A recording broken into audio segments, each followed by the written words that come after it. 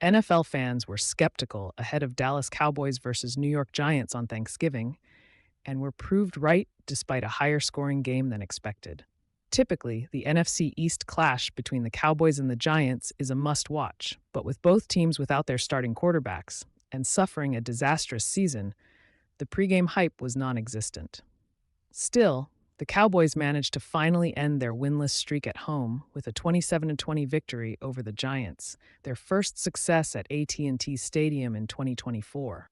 The Cowboys dismissed any speculation that they were interested in signing former Giants quarterback Daniel Jones following his release, instead putting faith in Cooper Rush until Dak Prescott is back healthy.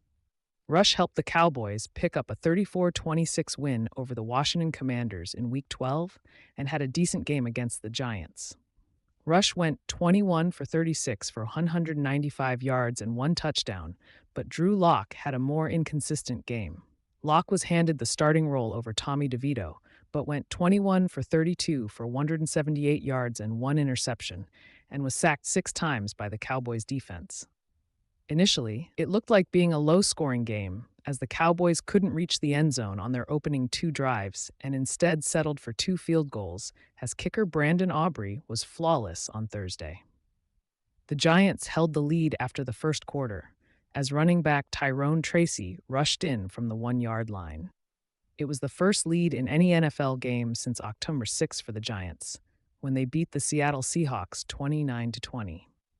Less than 7 minutes later, that lead was wiped as Cowboys linebacker DeMarvion Petoth, overshown, recovered his own tip from Lock's loose pass to return the first touchdown of his NFL career.